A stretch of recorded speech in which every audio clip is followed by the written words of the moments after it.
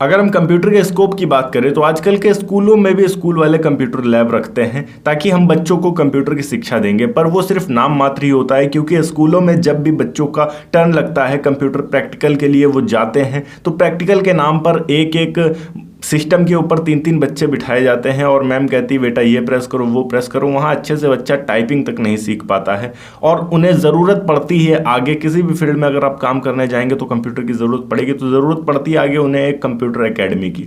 कुछ बच्चे ऐसे भी होते हैं जिनके पेरेंट्स के पास ऑलरेडी सिस्टम मौजूद होता है और वो घर में ही उसे चलाना सिखा देते हैं, फिर भी वो किसी काम का नहीं है क्योंकि अगर आप कहीं पर भी जॉब के लिए जाते हैं तो वो आपसे सर्टिफिकेट मांगेंगे और अगर आपके पास सर्टिफिकेट मौजूद नहीं है, भले ही आपको कितने अच्छे तरीके से भी कंप्यूटर यूज करना आता हो, आपने कोर्सेस कर रखे हो जावा एक्सेल टैली या कुछ भी, किसी भी काम का नहीं है जब तक उसका सर्टिफिकेट नहीं है। सर्टिफिकेट आपको मिलता है इंस्टीट्यूट के द्वारा। तो इससे हम ये कह सकते हैं कि अगर आप कंप्यूटर इंस्टीट्यूट के बिजनेस को स्टार्ट करते हैं तो इसका स्कोप काफी अच्छा खासा है मार्केट में, आपका जो बिजनेस है वो बहुत बेहतर तरीके से चलेगा। तो आज के इस वीडियो में हम जानने वाले हैं कि आप किस तरीके से कंप्यूटर इंस्टीट्यूट को स्टार्ट कर सकते हैं, इसके लिए कौन से जरूरी डॉक्यूमेंट्स की जरूरत पड़ती है, कितने स्पेस में आप इसे शुरू कर सकते हैं, ऐसी ही बहुत सारी चीजें। तो इस वीडियो को अंत तक जरूर देखिएगा। हेलो एंड वेलकम फ्रेंड्स, मेरा नाम है अनूप सिंह और आप देख रहे हैं आपका अपना YouTube channel. So let's get started. देखिए, इस बिजनेस को स्टार्ट करने के लिए सबसे पहले आपको मार्केट एनालाइज करना होगा। ये देखना होगा कि आपके आसपास कितने इंस्टीट्यूट्स ऑलरेडी मौजूद है, क्योंकि अगर आप कंपटीशन में जाते हैं तो आप अपना भी नुकसान करेंगे और सामने वाले का भी नुकसान करेंगे। सपोज दैट आपके एरिया की आबादी 5000 है और उस आबादी के अंदर ऑलरेडी 3 से 4 इंस्टीट्यूट चल रहे हैं, क्योंकि उसमें सीखने वाले बच्चे 5000 में बहुत कम होंगे ऑलरेडी, तो उसमें आप ऑलरेडी 3 से 4 इंस्टीट्यूट चल रहे हैं, उसी में आप कॉम्पिटिटर के तौर पर फिर से जाना चाहते हैं। तो जो ऑलरेडी इंस्टीट्यूट चल रहे हैं उनके भी कुछ बच्चे आप काटेंगे और आप भी अपना पैसा फंसाकर केवल बैठ जाएंगे, वहां आपका निकलने वाला कुछ नहीं है। तो ऐसे सिचुएशन में बहुत ज़्यादा ज़रूरी है कि आप एक ऐसा एरिया सिलेक्ट करें जहां बहुत ज़्यादा कंपटीशन ना हो और वाकई में वहां नीड हो। ऐसे एरिया में जहां पर ऑलरेडी 3 से 4 इंस्टीट्यूट्स मौजूद हैं, वहां के बच्चों की नीड्स ऑलरेडी फुलफिल हो रही है, तो आप कोशिश करिए कि आप किसी ऐसे एरिया में स्टार्ट करिए जहां के लोगों को ज़रूरत है कि वो कंप्यूटर की शिक्षा लें, पर वो नहीं ले पा रहे हैं इसलिए क्योंकि वहां आसपास कोई कंप्यूटर कोचिंग नहीं है। तो उनकी नीड अगर पूरी कर पा रहे हैं आप, तो आपका बिजनेस बेहतर हो सकता है। इस बात का ध्यान रखना होगा। कुछ ज़रूरी पॉइंट्स अगर आप जगह देख रहे हैं, सबसे पहली चीज़ कि वहां पहुंचने में बहुत ज़्यादा प्रॉब्लम नहीं होनी चाहिए, लोगों को ऐसी एरिया में होना चाहिए। दूसरी चीज़, वहां पर शांति होनी चाहिए, बहुत ज़्यादा आवाज़ शोर हल्ला नहीं होना चाहिए ताकि बच्चे आसानी से पढ़ाई कर सकें। तीसरी चीज़ की बात करें तो वहाँ पर लड़कियाँ भी आसानी से आ जा सकें। बहुत ज़्यादा रूरल एरिया नहीं होना चाहिए, ऐसा एरिया नहीं होना चाहिए जहाँ पर लोग आसानी से पहुँच ना सकें, इस बात का आपको ध्यान रखना है। साथ ही साथ वहाँ का वातावरण थोड़ा साफ होना चाहिए, गंदगी नहीं होनी चाहिए ताकि लोग वहाँ अच्छे से आना पसंद कर सकें। और इसी के साथ में आप अगर अपने कोर्सेज की फ़ीस थोड़ा अधिक रखना चाहते हैं तो ऐसा एरिया भी आपको देखना होगा जहाँ पर लोग अफोर्ड कर सकें, क्योंकि बहुत सारे ऐसे एरियाज़ हैं जहाँ पर आप अगर बहुत ज़्यादा फीस बताते हैं तो वहाँ के बच्चे अफोर्ड नहीं कर सकते हैं। तो आपको ऐसा एरिया देखना होगा जहाँ के जो बच्चे हैं आपकी फ़ीस को अफोर्ड कर सकें। ये कुछ बेसिक पॉइंट्स हैं जिनका अगर आप ध्यान रखते हैं तो आप एक बेस्ट लोकेशन चुन पाएंगे अपने बिजनेस के लिए। अगली चीज, अब जो लोकेशन आपने चुना है उस लोकेशन के अंदर आपको कितने एरिया की जरूरत पड़ेगी, हम इसकी बात करते हैं। एरिया समथिंग आपका 200 से 300 स्क्वायर फीट एरिया होना चाहिए और उसके अंदर आप कम से कम 10 सिस्टम रखेंगे तो वो 10 सिस्टम आप अच्छे तरीके से रख पाएं। और इसी के साथ में फर्नीचर आपको बनवाना पड़ेगा जहां अच्छे तरीके से बैठकर उस कंप्यूटर का यूज़ किया जा सके। आपको एक हॉल कंप्यूटर के लिए रखना है और इसी के साथ में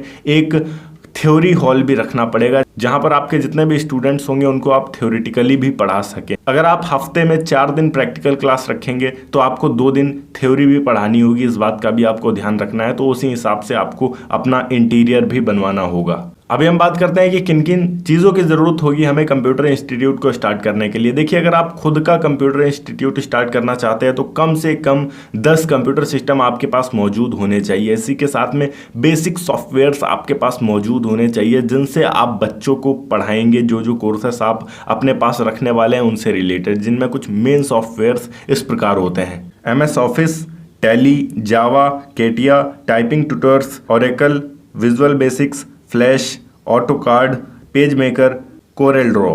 ये कुछ ऐसे सॉफ्टवेयर्स हैं जो आपके पास होना बहुत ज़्यादा इंपॉर्टेंट हो जाते हैं अगर आप एक कंप्यूटर इंस्टीट्यूट स्टार्ट कर रहे हैं। अगली चीज़ की बात करते हैं। अब अगर आप एक कंप्यूटर इंस्टीट्यूट स्टार्ट कर रहे हैं तो सबसे पहली चीज़ तो ये बहुत ज़्यादा ज़रूरी है कि आपको कंप्यूटर की नॉलेज होनी चाहिए प्रॉपर। और अगर आपको नॉलेज नहीं है तो आपको कोर्स करना चाहिए कंप्यूटर का पूरी तरीके से। आपको नॉलेज होनी चाहिए कितने कोर्सेस होते हैं, थोड़ा बहुत हार्डवेयर की भी नॉलेज होनी चाहिए और सॉफ्टवेयर की तो आपको प्रॉपर नॉलेज होनी ही चाहिए। और इसी के साथ में आपको कुछ टीचर्स भी अपने पास रखने होंगे। शुरुआती तौर पर आप अगर खुद से सिखा सकते हैं, अगर आपको इतनी जानकारी है आप खुद से सिखा सकते हैं तो बहुत अच्छी बात है। नहीं सिखा सकते हैं अगर प्रॉपर, तो आपको कम से कम एक टीचर तो अफोर्ड करना ही होगा जो कि आपके इंस्टीट्यूट को रन करने में आपकी हेल्प करे। और ये बहुत ज़्यादा इंपॉर्टेंट हो जाता है। तो यहाँ पर आपको ये भी ध्यान देना होगा कि टीचर का नेचर अच्छा होना चाहिए, क्योंकि अगर उसका नेचर अच्छा नहीं होगा तो आपके इंस्टीट्यूट की शुरुआत बेकार होगी। और अगर शुरुआत बेकार होगी तो फ्यूचर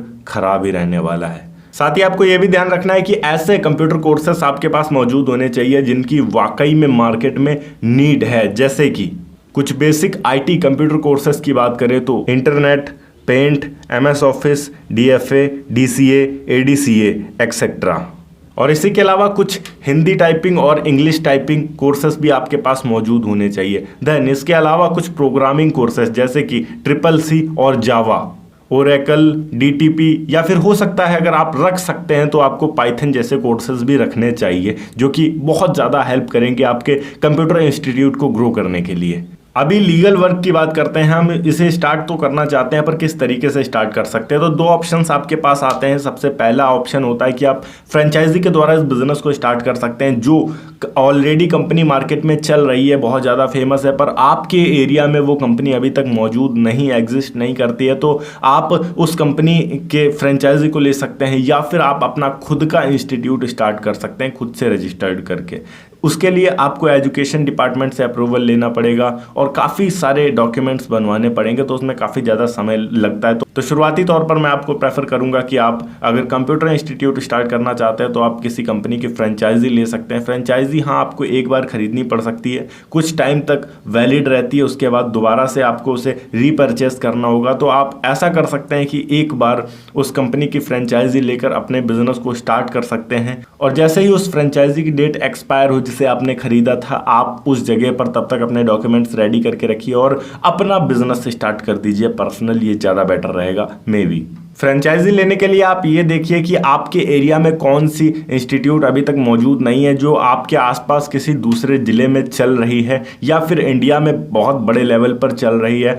आप उनसे बात कर सकते हैं। उनसे बात करने के लिए आपको गूगल पर बेसिकली उनके इंस्टीट्यूट का नाम डालना होगा और उनका कॉन्टैक्ट नंबर आपको गूगल पर कहीं ना कहीं ज़रूर दिख जाएगा। आप डायरेक्ट कॉल करके उनसे बात कर सकते हैं। आगे की प्रक्रिया वो आपको बता देंगे क्योंकि हर व्यक्ति अपने बिजनेस को ग्रो करना चाहता है। अब एक बड़ा फैक्टर आता है हमारा कि इस बिजनेस को स्टार्ट करने के लिए हमारा इन्वेस्टमेंट कितना होता है। देखिए इन्वेस्टमेंट के तौर पर यहाँ पर कम से कम आपका 4 से 5 लाख रुपए इन्वेस्ट होगा, इसको आप मान के रखिए, क्योंकि आपको यहाँ 10 कंप्यूटर सिस्टम खरीदने होंगे, इलेक्ट्रिसिटी कनेक्शन करवाना होगा, फैंस लगवाने होंगे ताकि आपके इंस्टीट्यूट का माहौल अच्छा रह सके, और इसी के अलावा फर्नीचर में आपको खर्च करना होगा, हॉल लेना होगा, उसका रेंट आपको देना होगा। कम से कम 4 से 5 लाख रुपए आपके इन्वेस्ट होंगे। आंख बंद करके आप मान लीजिए। बहुत सारे ऐसे लोग आपको मिलेंगे जो 50,000, 60,000, 70,000 में बताते हैं, ऐसा कुछ भी नहीं होता है। अगर आप एक कंप्यूटर इंस्टीट्यूट स्टार्ट करते हैं तब आपको पता चलता है कि इसमें आपका इन्वेस्टमेंट कितना होने वाला है। बाकी ये काफ़ी हद तक इस पर भी डिपेंड करता है कि आपने कितने सिस्टम रखे हैं अपने कंप्यूटर इंस्टीट्यूट के